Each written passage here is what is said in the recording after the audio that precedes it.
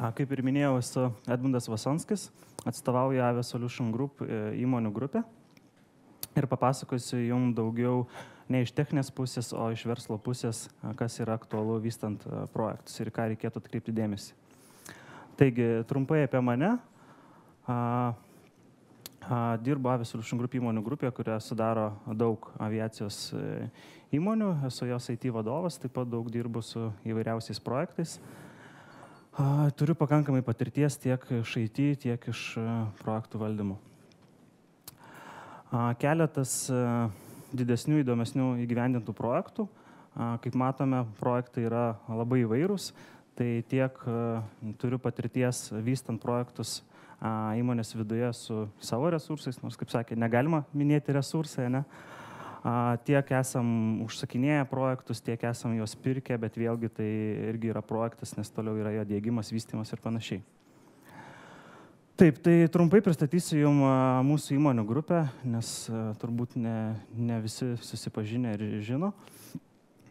Tai trumpai apie mūsų įmonių grupę. Tai yra lietuviško kapitalo įmonių grupė. Tai yra pirma lietuviška įmonė, kur yra kotiruojama Varšuvos akcijų biržoje. Mūsų įmonė sudaro daug dukterinių kompanijų, kurios visos dirba su aviacija. Turime atstovybių įvairiose pasaulio šalyse. Ir pas mus yra toks ganėtinai techninis verslas, daug sertifikatų, daug kvalifikuotų specialistų, bet vėlgi verslas vystomas lygiai taip pat ir tie patys aktualūs klausimai. Tai čia trumpai pagrindinės mūsų grupės kompanijos ir jų veiklos.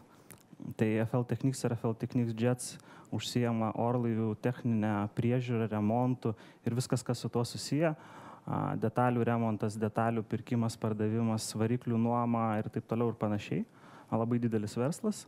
Norėčiau paminėti, kad iš tikrųjų beveik visos mūsų grupės kompanijos, nors yra lietuviško kapitalo ir headquarteriai visų kompanijų yra Lietuvoje, mūsų klientai yra daugiausiai ne iš Lietuvos, tai yra iš viso pasaulio, pagrindė Europą, CIS, Azija ir panašiai.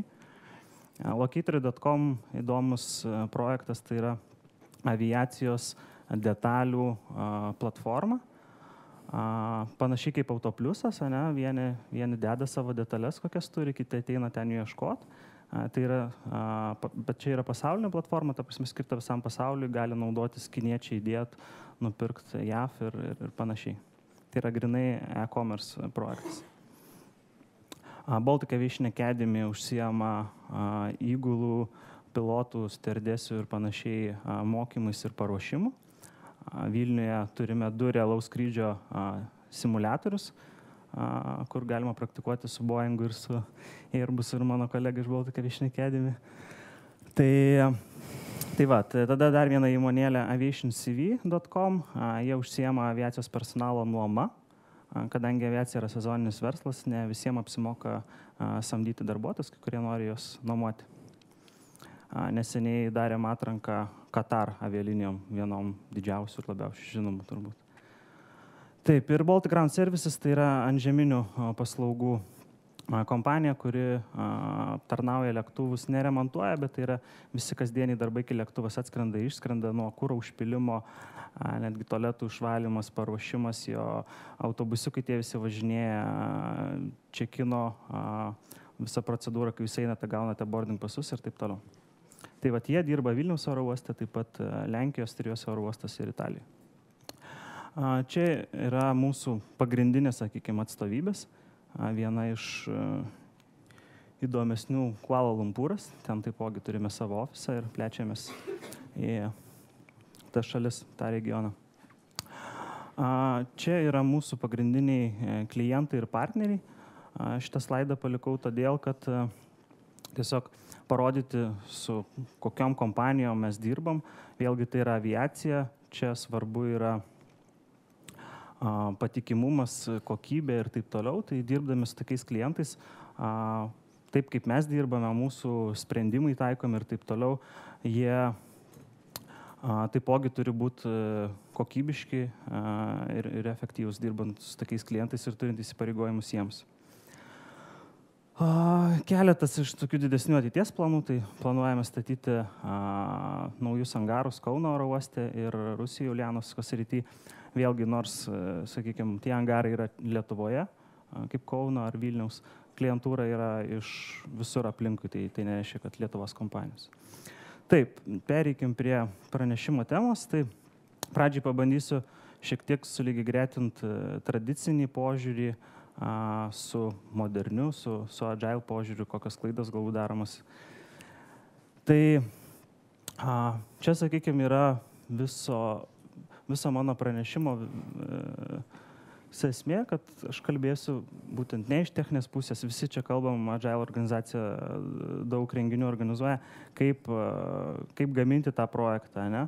Aš pakalbėsiu apie tai, kaip tą mato klientas, užsakovas, kas yra jam aktualu ir kaip galbūt jisai pats irgi turi keistis, kad gauti gerą tą produktą. Tai standartiškai tradicinio projekto viskas prasideda nuo specifikacijos surinkimų.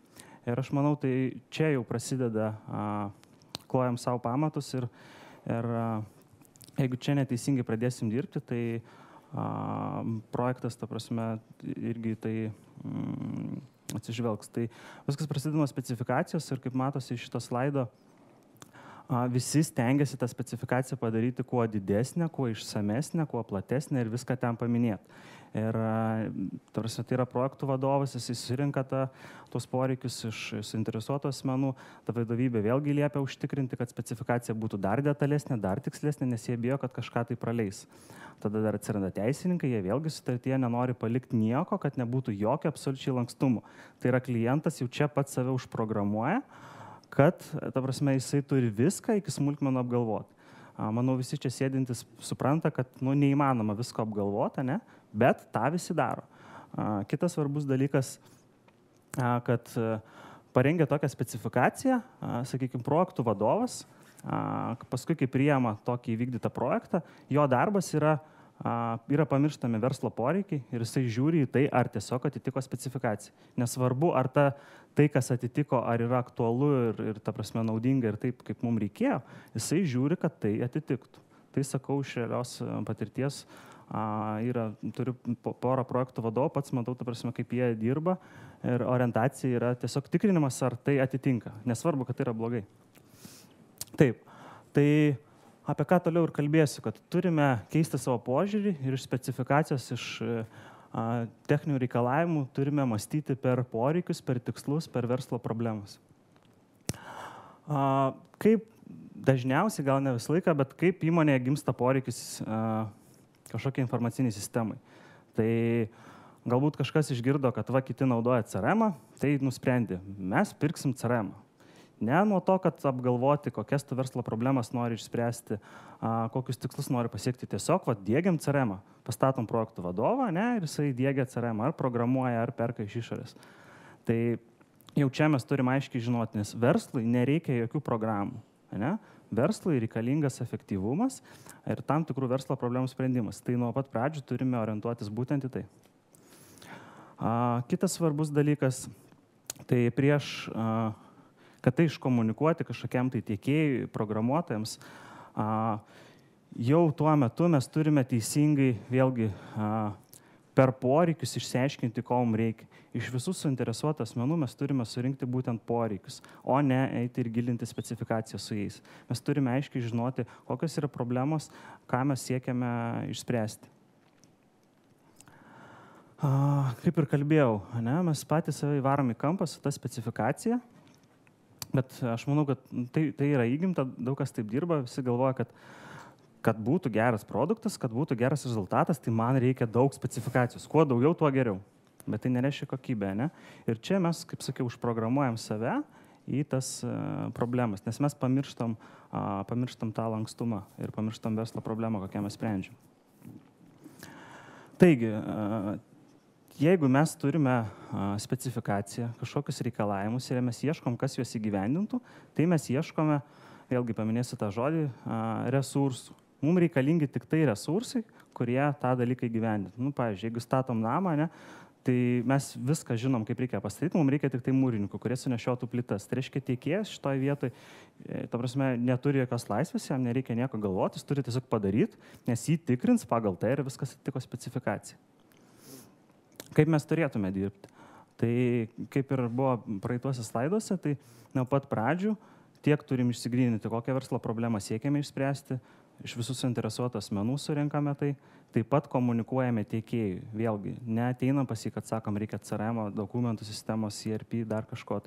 Pasakom jam savo verslo problemas, kokias norime spręsti ir ieškome kartu optimaliausio būdo tam pasiekti.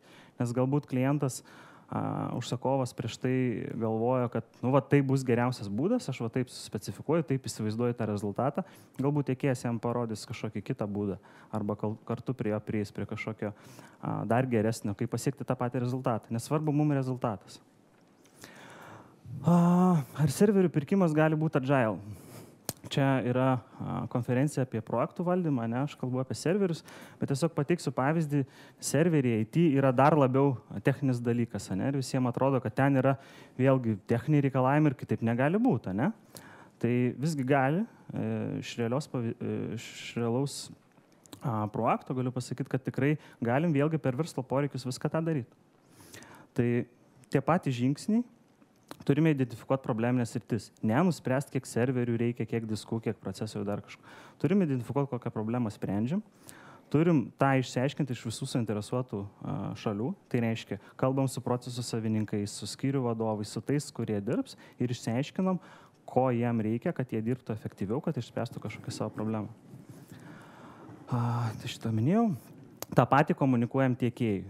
Vėlgi, ne ką mes jau norim pirkti, o kokią problemą norime spręsti. Nes būdų tam tikrai bus daug. Todėl mes neturim, sakykime, užsiciklinti ant kažko tai. Jeigu tiekėjas, išgirdęs mūsų poreikius, vis tiek bando tiesiog pakišti mums kažkokį produktą, tai yra ne tai, ko mums reikėjo. Mums reikia, kad tai atitiktų būtent mūsų iškeltus tos tikslus. Jis neturi būti tiesiog pardavėjas. Ir vėlgi, tikrai aš patirties galiu pasakyti, kad poreikius, tikslus galime rašyti ir į sutartį. Ar mes neturime rašyti, kad mes nupirkome tokius serverius ar panašiai. Galime rašyti realius poreikius. Ir pavyzdys. Kaip sakiau, verslui tai, kas yra šitame stulpelyje, verslui tai yra visiškai neaktualu. Nei kokie serveriai, nei kokia ten jų specifikacija. Verslui yra svarbu užtikrinti informacinių sistemų pasiekiamumą, patikimumą. Jam yra svarbu užtikrinti, per kiek laiko bus atstatyta kažkokia duomenų kopija disaster atveju. Jam aktualu, kiek mes tų kopijų turim, galbūt jam aktualu, kad mes plėstis galėtume ir taip toliau ir panašiai. Tai per tą mes ir turime ieškoti sprendimo, ne? Ir vėlgi šitoje vietoje tuos poreikius, rodiklius, KPI-sus neturi suformuoti vienas ar keli žmonės. Tai yra ne IT, koks nors vadovas turi sugalvoti, tai gerai, kokie čia gali būti tie rodikliai. Tebūnie tokie. Tie rodikliai turi ateiti iš to pačio verslo. Jeigu mes turim kažkokią informacinę sistemą, tebūnie CRM arba buhalterinę sistemą. Tai mes kalbam su finansų vadovu, su finansų skyrium, kiek laiko pas jūs gali neveikti buhalterinė programa, kiek duomenų galite prarasti. Jie patys turi įvardinti ir apskaičiuoti tą riziką. Kodėl tai dar svarbu? Todėl, kad paskui mes eisim gintis šito projekto biudžeto pas vadovybę, ne? Vadovybė pažiūrės, bus kažkokia suma, bus kažkokie ten serveriai, dar kažkas sakys, o gal užteks mažiau, o gal čia galim nukirpti, ne? Ir mes neturėsim tam argumentų. Jeigu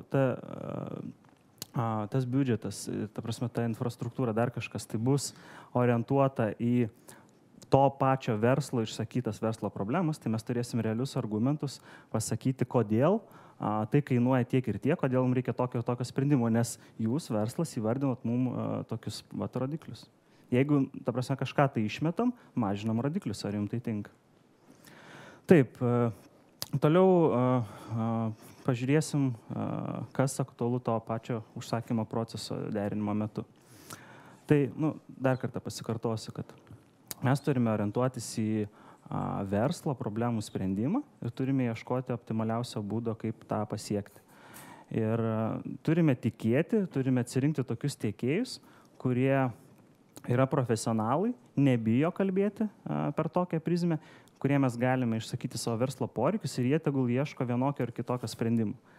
Vėlgi, iš to pačio pavyzdžio, tai serveriais atsimenu. Mes atėjom, pasakėm tuos rodiklius, on klaus, o tai tokių serverių norit ar kitokių? Nu, sakau, man jokio skirtumo. Gali būti bet kas, svarbu, jūs išspręskit mano verslo problemą. Ir jie to nesupranta, kaip tai. Taigi visi ateina su specifikacijom, aiškiai, lyg viską žino. Ne. Tai vėlgi, jeigu mes duodam jiem reikalavimus, tai jie pripratę, jie mums tiesiog parduoda. Tiesiog parduoda, jie yra pardavėjai, ne? Ar tai programinė įranga, ar tai geležis, jie parduoda, jeigu mes jiem pateikėm specifikaciją. Taip. Pavyzdys iš realaus gyvenimo.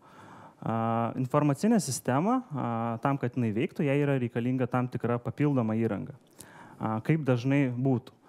Kadangi tai yra nesusijęs su pačia tiesiog informacinė sistema, užsakovas, klientas prieš tai galbūt padaro kitą konkursą, atsirenka kažkokią įrangą, nusiperka, tarkim, skanerius, prie klientų aptarnavimo sistemos. Ir tada susiranda tiekėją ir sako, padaryk mums sistemą ir suintegruos su šitais skaneriais. Tiekėjui, manau, šitoje vietoje yra daug didesnė rizika tokiu būdu dirbti, nes jisai turi įsipareigoti, sukurti kažkokį sprendimą, nors ne visų proceso dalis jisai valdo. Aš siūlau, kad mes turim arba pilnai atiduoti, arba pagal situaciją kartu su juo ieškoti optimaliausio sprendimo, nes jisai pats tada gali pažiūrėti ir parinkti būtent tokią įrangą, kokios reikia tam, kad jisai efektyviausiai užtikrintų mūsų verslo programą. Nes vėlgi, mums ta įranga yra nesvarbi. Mums svarbu, kaip veiks galutinė informacinė sistema. Galbūt greitai jinai turi veikti dar kažkaip.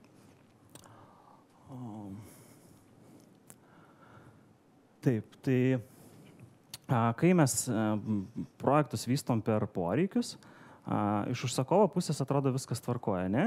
Jam dar lengviau, jam nereiks specifikacijos, pasako, aš noriu to, žino, kad tą gaus. Tiekėjui atsiranda tam tikros papildomos rizikos, ne? Anksčiau jis buvo įpratęs, kad mes jam duodam specifikacijas, parduoda, tuo ir baigėsi. Dabargi mes prašom, kad jis išspręstų verslo problemą. Jis tame gali matyti riziką, kad mes išsiplėsim galbūt to riboje. Tačiau aš manau, kad profesionaliam tiekėjui, kuris įgyvenins tokį projektą, tokiu būdu bus dirbti lengviau, nes jisai įsivaizduos galutinį rezultatą, kokią mes bandome pasiekti. Nes galbūt specifikacija, nors kiek buvo detali, galbūt kažkas joje buvo praleista ir paskui, kai pradės naudoti tą produktą, kai priiminės, sakys, o kažko dar trūksta ir tikės tik pirmą kartą tai išgirdo. O kai kalbėsim per verslo problemą, jisai jau įsivaizduos visgi, kokie yra, sakykime, minimalus, maksimalus resursai išspręsti tą verslo problemą. Tai visgi manau, kad tiekėjai neturėtų bijoti dirbti tokiu būdu ir mes turėtume ieškoti tokių tiekėjų, kurie taip dirba. Vėlgi, dirbant tokiu būdu, tai nėra idealas ir kad neliks jokių problemų, tai rizikos yra, svarbu jas žinoti ir suvaldyti. Viena iš rizikų, kurią jau minėjau, tai galbūt net iš pačio verslo pusės, ne? Kai užsako kažkokį projektą, kai kažką ketina pirkti, jie bijo, kad jeigu kažko dabar neapgalvosim, galbūt tai reikės po pusę metų, galbūt po metų, galbūt dar kažkada, viską turim iš karto apgalvoti, nes paskui to niekada nebeturėsim, ne? Tai tą turim keisti. Turim keisti per savo poreikius, o ne viską iš karto suspecifikuoti.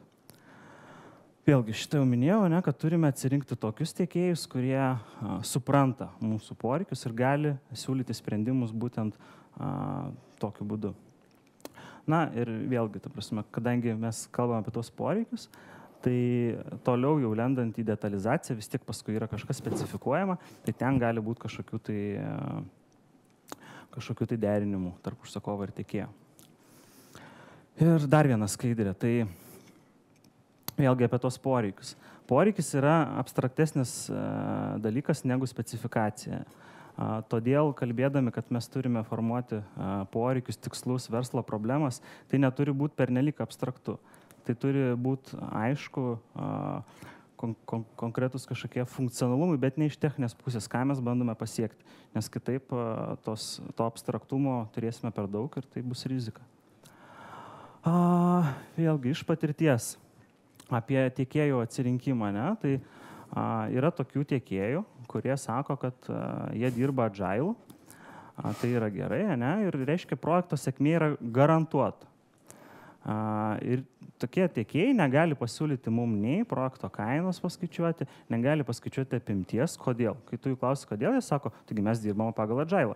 Jeigu aš dabar turėsiu įvertinti tavo projektą, taip toliau aš jau gaišiu laiką, mes čia specifikaciją rengsim, tai nebus Agile. Ne? Tai, bet tikrai rinkoje yra tokių tiekėjų, kurie gali viską padaryti. Neapsigaukit ant tokių. Kainodara. Yra keletas visiems žinomų kainodaros būdų, ne? Ir aš manau, kad kiekvienas yra su tam tikrom rizikom ir labiau tinkamas arba vieniem, arba kitiem, ne?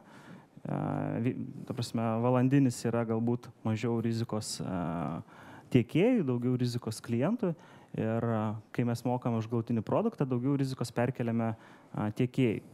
Tai tuomet, kai mes dirbame per verslo poreikius, kainodara turėtų būti irgi už galutinį rezultatą, už tam tikros verslo problemos išsprendimą. Vėlgi, tai nereiškia, kad tas poreikis tai yra vienas ir iš to yra visas projektas. Ne? Tas projektas, ta sistema kažkokia, turi N tų poreikių ir kiekvieną iš jų galima atskirai įvertinti. Bet mes, kaip klientas, šitoje vietoje jau žinom, kad mes tikrai gausim, išspręsim tą verslo problemą, sumokėję kažkiek. Jeigu mes dirbsim standartiniu būdu, mes žinosim tik tai, kad gausim tai, kas atitinka specifikaciją. Bet vėlgi šitoje vietoje tiekėjas turi būti profesionalas ir turėti patirties įvertinti tą poreikį ir visus kaštus tuos susijusius. Keletas projektų iš patirties, kuriais dirbome, tai diegėme vieną sistemą ir standartiškai mes būtume laukę, kaip minimum, kokius pusę metų. Po pusės metų būtume gavę sistemą. Mes pirkom gatavą produktą, bet tą produktą dar reikia šiek tiek adaptuoti, kad jis atitiktų mūsų lūkesčius. Ne? Tai reiškia, tai yra įdiegimas, tai yra dar papildomas programavimas tų poreikių. Tai standartiškai, kaip mums siūlė tiekėjas, tai buvo vienas galutinis terminas, laukiam pusę metų, tada kažką gaunam, testuojam, žiūrim, dar taisom, neatitinka ir panašiai. Padarėm būtent tokiu būdu, kaip matosi slaide. Lygiai toks pats diegimo grafikas buvo įdėtas ir į sutartį. Ir, sakykime, jau po pirmo etapo mes, vėlgi, sutartyje buvo aiškiai parašyta, klientas negali pradėti naudoti sistemą, tol, kol jinai nebus pilnai priduota. Mes pakeitėm, mes pradėjom naudoti sistemą iš karto po pirmo etapo. Jis buvo įdiegta, priduota mum, mes pradėjom ją naudotis. Lygiai greičiai vyko kiti žingsniai. Buvo kažkokie mokymai, taip toliau. Tada buvo prioritetinių programinių išplėtimų, kažkoks programavimas. Vėlgi kažkas lygiai greičiai vyko. Eigoje mes tuos prioritetus tikrai stumdėme, keitėme juos vietom pagal situaciją, žiūrėdami, kas aktualu tam momentui. Bet standartiškai buvo siūloma viską padaryti per vieną kartą. Kitas dalykas, kai mes jau pačiupinėjom tą produktą, kai jau mes matėm, kaip jis veikia, galbūt mūsų apskritai kažkas tai, ta prasme, keitėsi ir kaip mes, nes vėlgi, šitas, pavyzdžiui, programavimas tų išplėstinių darbų, jų specifikacija detalesnė buvo sudaroma ne sudarant sutartį, o sutartį buvo parašyti tie, sakykime, verslo poreikiai. Ne? Tai specifikavimas detalesnis, visgi kaip ten iš tikrųjų turi vykti tas funkcionalumas, buvo daromas tik tai prieš tą programavimo etapą. Reiškia, galbūt mes pasinaudoję sistemą pirmam etape, galbūt mes jau biškį kitaip pradėjom formuoti tuos poreikius. Ne? Vėlgi įdomus pavyzdys. Neseniai kolega papasakojo, buvo labai įdomu klausyti. Įmonė turėjo labai didelę enterprise lygio sistemą.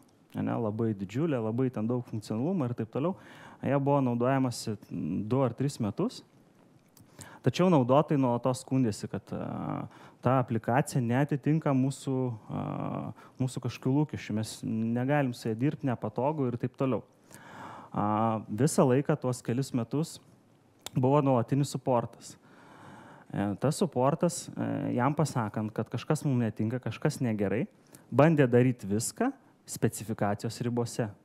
Tai yra visi pakeitimai papildomi, kuriuos jisai darė juos tiek, kad jie neišliktų iš pradinių specifikacijos rėmų. Ne? Tai yra suportas ir mes turim kažkokį funkcionalumą, specifikaciją. Jie daro kažką tai, bet jie nežiūri, kad galim išplėsti. Tai Šitoje vietoje mes patys save įvarom į kampą, kai, ta prasme, tą visą mąstymą tokį per specifikaciją darome. Ne? Mes pamirštam akcentą į verslo problemas, į verslo tos tikslus. Šiek tiek noriu paminėti vartotojų pasitenkinimą, nors tam bus ir atskiras pranešėjas, kuris apie tai kalbės. Iš patirties galiu pasakyti, kad tai yra vienas kertinių dalykų tam, kad įgyvendintas projektas, kažkokia informacinė sistema, kad būtų sėkminga ir kad būtų naudojama. Tai yra labai svarbu. Ir vėlgi, iš patirties su N projektų turėjau tokią pačią situaciją, kad kai mes turime kažkokį produktą, kuris, sakykime, iš funkcionalumo pusės lyg ir padaro viską, ko mums reikia, tačiau jo nėra taip aktyviai naudojamas, jisai nėra patogus. Čia nekalbu tik tai apie dizainą, tai kalbu apie viską, kad galutiniam naudotojui tai turi būti paprasta, aišku, suprantama, kad tai spręstų jo problemas. O ne tik tai, kad tai būtų funkcionalumas, kuris įgalina tą padaryti. Vienas pavyzdys, atsimenu, Ilja Laursas kažkada tai pasakoja, kad vieną kartą gavo sąskaitą $100 000 už homepage'o dizainą. Ne? Tai reiškia, vieno lapo dizainas $100 000. Jam akis buvo ant kaktos, o kas tai? Man paaiškino, kad tai yra todėl, kad ten buvo vertinama vartotojų elgesys, į ką jie kreipia dėmesį, kas jiem aktualu ir taip toliau ir panašiai. Tarsi ten yra labai daug detalių, galbūt kitas pranešėjas, kuris pasakos apie Agile plus X, apie tai plačiau papasakos. Bet ką reiškia tas pojūtis, galtinis, kad tai būtų naudojama? Vėlgi, kas liečia sutartį, pats dar nesuturėjęs tokio projekto, kad bandyti, sakykim, tą galutinį pasitenkinimą, aiškumą, netgi aprašyti sutartyje, bet sekančiam projektą manau, kad tikrai tą padarysiu ir aiškiai komunikuosim tiekėjai iš pat pradžių, kad mums nėra svarbu tik tai, kad būtų įgyvendintas funkcionalumas. Mums labai svarbu, kad tai būtų suprantama, aišku, kad tai būtų efektyviausias būdas tą pasiekti. Ir manau, kad tą galima įrašyti ir į sutartį. Ir vėlgi yra tam tikros nuo situacijos priklauso, galim mažinti tą riziką, kad sakykime, užsakovas nepiknaudžiautų šitoje vietoje. Pavyzdys, minėjau apie klientų aptarnavimo sistemą, ten su ta įranga, ne? Verslui kas svarbu? Verslui svarbu verslo problemos sprendimas. Verslas nori aptarnauti klientus kokybiškai, efektyviai. Iki skrydžio mes turim, tarkim, 45 minutės, per kiek turi būti aptarnauti visi klientai. Ne? Reiškia, mums svarbu, kad vieno kliento aptarnavimas negali trukti ilgiau kaip 3 minutės. Tai reiškia, mes tą įvardinam tiekėjui. Ir jeigu mes eisim tik per specifikaciją, per funkcionalumą, jisai galbūt mums įgyvendins funkcionalumą, mes galėsim aptarnauti tą klientą. Kai mes sakysim per ilgai, sakys ir ką. Viskas veikia. Tai mes turime aiškiai pasakyti, tikslas yra viską padaryti taip, kad tilptume į 3 minutės. O jau sprendimai mums neįdomu. Tarsi mes neturim gilintis į tą specifikaciją, kodėl. Galbūt jisai aplinką padarys geresnę, ne? Galbūt jis kažkokius kešavimus padarys. Nu, koks mums skirtumas? Bet, ta prasme, ir jam tai yra erdvė. Erdvė, nes jeigu mes būtume padarę specifikacijas, padarytų kažkaip, tai paskui mes pasakytume, mums svarbu greitai, sakytų, aš galbūt ne tokią architektūrą pasirinkau, ne? Tai tegul jis pats galvoja. Mums svarbu yra verslo poreikis. Manau, kad gali būti tokių tiekėjų, kurie bijos dirbti per tokį būdą, jie tame matys labai daug rizikų. Bet nuo ko viskas prasidėjo? Ne? Tiekėjai atėjo pas klientus siūlydami Agile ir klientai irgi išsigando. Sako, tai tu man kažką tai neapibrėžto nori pasiūlyti, ne? Tai šiuo atveju ir užsakovai gali eiti drąsiai pas klientus ir reikalauti verslo problemų sprendimų. Jeigu yra tame kažkokių rizikų, turi tobulėti tiekėjai. Aišku, reikia eiti tada pas tokius, kurie supras, apie ką kalbam, bet tokių tikrai yra. Ir vėlgi, ta prasme, tiesiog neturim bijoti, kad jeigu kažkuris teikėjas pasakys, oi, ne, man čia per daug rizikos, tai ta prasme, kad tai yra neįgyvendinama. Tai tikrai yra įgyvendinama. Kas yra numeris 1 CRM ar bet kokios kitos sistemos nesėkmės priežastis? Tai yra vartotojų pasitenkinimas. Tai tas pats, ką pasakojau, ne, kad funkcionalumas tai negarantuoja rezultato siekiamų. Ir pasitenkinimas yra pasiekiamas daugelį būdų. Pateikiau keletą, taip kaip mes dirbame organizacijos viduje, mes vystome patys CRM sistemą jau kokius 5-6 metus su savais programuotojais, ne? Ir ką aš matau, kad per tuos 5 metus funkcionalumo mes turim tikrai pakankamai. Bet ar mes norim tą rezultatą, tikrai mes jo dar neturim maksimaliai efektyvaus. Ką mes darom?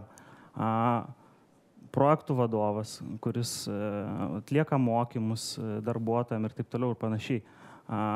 Kaip buvo apie coachingą, ne, tai aš irgi į coachinu motyvuoju, kad jisai pardavinėtų tą sistemą. Ne? Jis neturi tiesiog jos vėlgi pristatyti, kad va tokį yra tu dirb. Turim parduoti, įtikint, kad tai yra naudinga, vėlgi, tarsi jis iš tikrųjų turi būti naudingas, bet turim pardavinėti. Pardavinėti pasitelkiam visus įmanomus kanalus. Galbūt kuo didesnė įmonė, to daugiau tų kanalų turės, bet mes turim nuolat apie tai komunikuoti, mes turim daryti mokymus, mes kiekvieną darbuotoją individualiai apmokam. Kaip grįžti į prezentacijas? Nėra to. Iššokai? Tai gerai, galiu gal pabaigti ir taip. Labai greitai pažiūrėjau. Ne, taip jau. Pradžia? Gerai, žiūrėjau. Taip.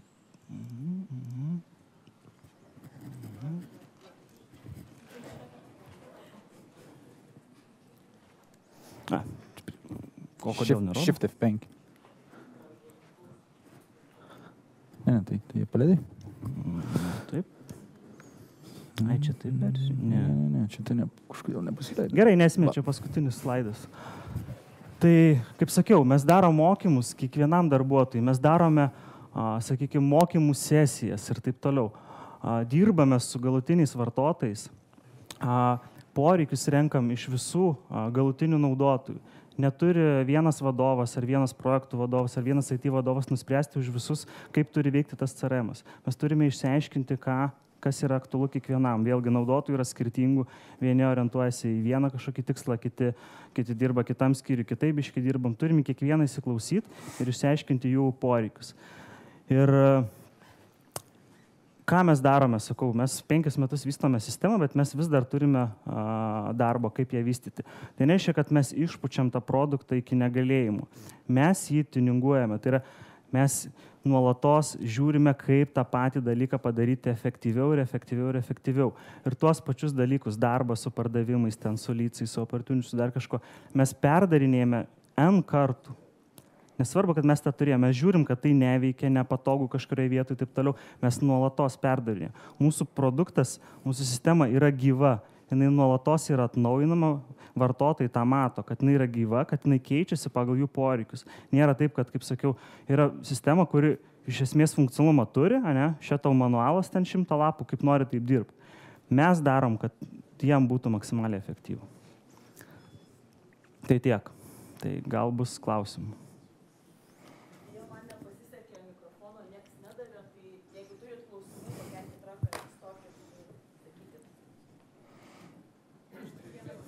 Taip. Aha.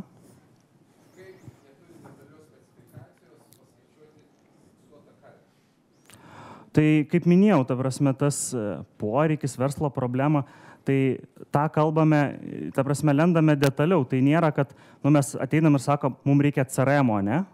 Tai mes ateinam ir sakom, mums reikia CRM-o, bet ko mums reikia, kad tie vadybininkai galėtų padaryti tą ir tą ir tą. Vadovai ten, kad galėtų monitorinti juos taip ir taip ir taip. Ne? Tų poreikių, tų tikslų, tai paskui atsiranda daug. Ta prasme, tai nėra, kad mes ateinam ir kažką labai abstrakčiai pasakom. Bet tiesiog viską tą kalbam per verslo poreikius. Paskui prie kiekvieno individualiai priėjus ir įgyvendinant, jau galima specifikuoti. Taip kaip rodžiau slaidą su iteracinių pridavimų projekto, ne? Tai yra, buvo aišku, tarkim, ten buvo konkrečiu atveju, tarkim, dokumentų sistema, ne? Mes buvom pasakę, mums ten reikia, kad būtų kažkoks tai ten darbuotojų supažinimas, ar kad kažkokia paieška, vat pagal klientą, kad ten pavaizduoti kažkokius duomenis. Nu, tai poreikis yra aiškus. Tiekėjas gali įsivertinti, tai maždaug rėmus, nu tiek iki tie. O toliau jau mes lendam ten į detalės, galbūt taip, ten paieška veiks biškai kitaip, dar kažkokie niuansai, bet viską, ta prasme, per poreikį. Tai tų poreikių irgi jų yra kažkiek tai, ne? Nėra visiškai viskas abstraktu. Bet jeigu specifikacijų parašysim, kad vat, kažkokia ataskaita rodys tik tai taip, kad jie ieškosi vat, būtent per čia, tokiu būdu, ten galbūt ir taip toliau ir panašiai, tai paskui tu neturėsi lankstumo keisti šitoje vietoje. Ne? Mes pasakom, kad vat, mums bus aktualūs per tokią prizmę tokius tikslus įgyvendinti. Ir įgyvendina. Ir įgyvendina, tai reiškia gali. Taip?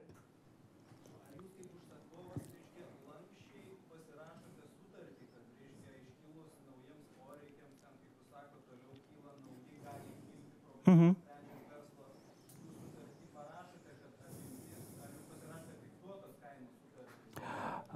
Mes pasirašome, bent jau prisiminus paskutinį, tarkim, projektą, mes pasirašome fiksuotos kainos, bet už tą rezultatą, ne už specifikaciją, ne? Už tą tikslą kažkokį. Bet tą tikslą tiekėjas vis tiek jis žino savo sistemą, žino kaip darys, tai jis įsivertina, kad aš maždaug darysiu taip, man tam reikės tiek resursų. Jis tą gali įsivertinti. Taip.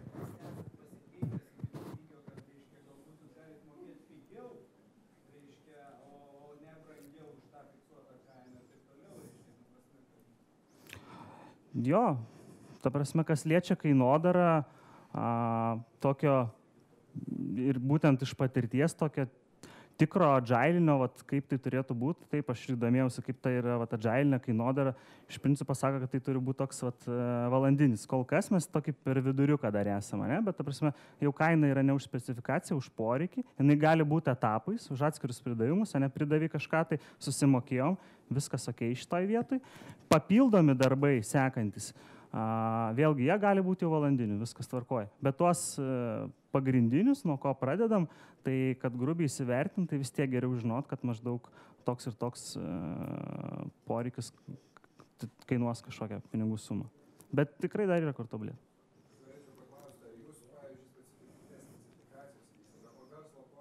Taip. Kaip minėjau, dar nestipriai, bet tai vėl, buvo, aš rodžiau, kad tai galima įsivesti tam tikrus rodiklius, vėlgi ciklus, per kiek, ta prasme, kažką tai padarai, sakom, va tai padarysime, ne, klientas sako, netinka, ne, tai galbūt trys tokie ciklai, ta prasme, turim, ta prasme, prieiti prie to sutarimo. Manau, kad tikrai yra šitoje vietoje saugiklių, kaip galima tą dalyką užtikrinti. Ir kaip ne kartą minėjau prezentacijai, nėra viskas taip abstraktu, nereikia žiūrėti iki tokio lygio, ne, man reikia CRM ir kad jis būtų žiauriai patogus ir kad pas mane pardavim pašok. Tai ne iki tie, kai aš kalbu tas poreikis, tai sakau, tai nėra, kad aš ateinu pasitikėjai ir sakau CRM-ų. Tai tų poreikių yra daug, ne? Bet tai nėra detali specifikacija, o tai yra kažkoks tai konkretus poreikis, kažkoks konkretus tikslas. Viena iš tų verslo problemų, ką sprendžia ta visa sistema, ten jų yra 20, ne? Bet pagrindiniai akcentai, kaip verslas savo KPI sustato, ne? Kaip sakiau, verslui tai naujos programos nereikia, ne? Kodėl atsiranda poreikis tą programą? Nes jis nori kažką suefektyvinti, kažką padaryti geriau ir taip toliau. Ten yra kažkiek tai tų punktų. Tai per tuos punktus jisai turi eiti ir sakyti, man svarbu tas. Man svarbu, kad jis ten mažiau laiko sugaištų dar kažką. Tarsi tas aukso viduriukas tarp to abstraktumo, jis neturi būti visiškai abstraktus.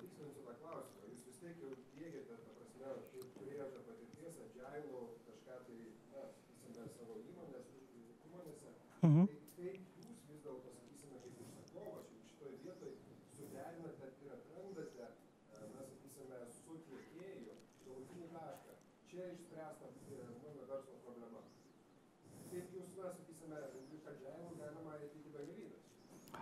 Čia dabar ne apie pasitenkinimą, čia dabar apskritai, ne?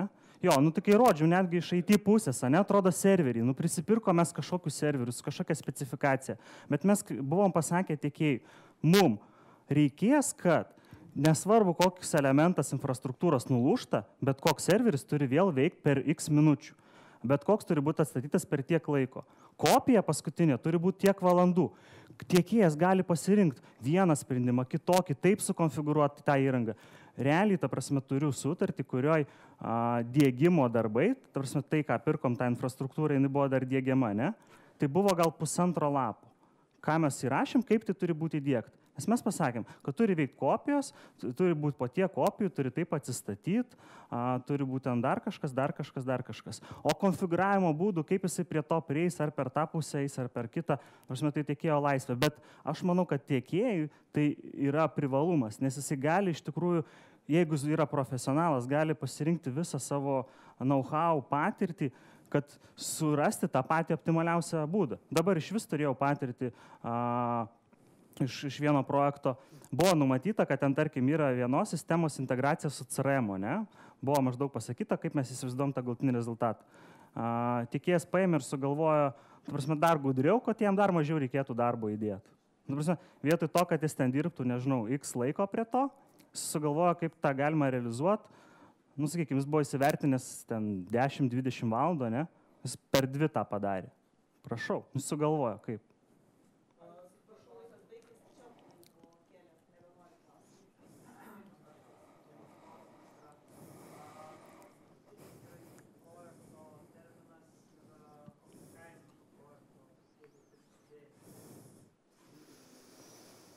Mėnesį ir 10 arba 100 tūkstančių.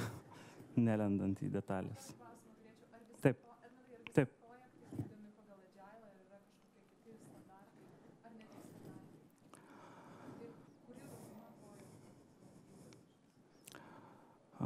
Nepasakyčiau, kad pas mus, nors aš to siekiu, kad mūsų įmonė ar mūsų grupė jau yra idealas ir geriau negali būti, ne? Mes dar ir keičiam. Kaip sakiau, dar galima padirbėti su kainodara, su tuo vartotojų pasitenkinimu, ne? Dar galima padirbėti. Tai vėlgi, ta prasme, aš Agilą suprantu kaip koncepciją arba galbūt kaip prieštarą tam tradiciniam. Aš nekalbu apie Scrumą, ten dar kažką, tarkim, tą CRM vystom. Mes tokiu būdu jį vystom nuolatos. Ir tada, kai mes nežinojom nei apie Agilą, nei mes ten Scrumą taikom, ne? Bet ta prasme, tai natūraliai gaunasi, kad mes turim dirbti ten iteracijom ir taip toliau ir panašiai. Aš taip suvokiu tą Agilą. Tai nėra pas mus kažkokių tokių griežtų standartų. Tiesiog aš kaip IT vadovas suvokiu, kad IT projektų vadovas suvokiu, kad mano rolė apskritai irgi keičiasi. Ir aš nesu tas techninis žmogus, kuris kažkur tai ten. Aš esu labai arti verslo ir aš bendrauju per verslo problemas, per verslo poreikius, tiek su verslu, tiek ir visiems kitiems komunikuoju.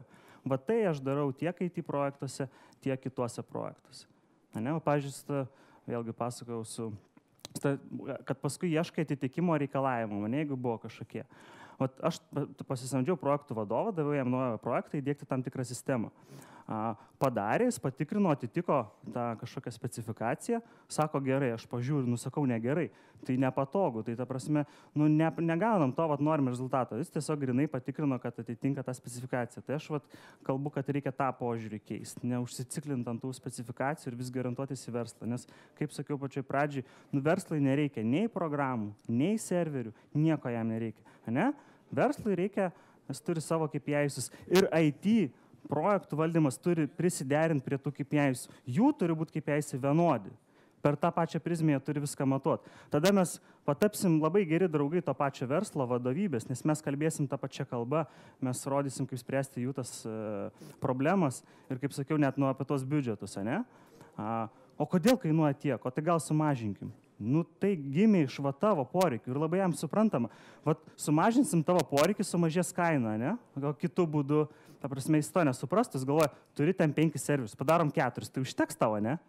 O kai tu pasakai, kad būtent 5 tik tai užtikrins tavo tokį poreikį, ne? Bus 4, tu kažkur tai tavo KPI'se sumažės, tau pačiam tinka, jeigu tinka, man tai okei. Mano tikslas tai nėra padaryti brangiau už daugiau tų serverių, ne? Jeigu tu pasakysi, kad tau užtenka, kad neveiks visą dieną buhalterinė sistema, ne? Aš tau tokią sistemą ir parinksiu, žinai. Ir vėlgi, verslas šitoje vietoje manau, kad taupo, nes kitu atveju visi bandydavo užsimestą, ne? Nes, o aš nežinau, kaip ten iš tikrųjų, geresnius tos serverius nusipirkti. Man jokio skirtumo. Man reikia, kad verslui būtų gerai, ne? Tai taip mes dirbame.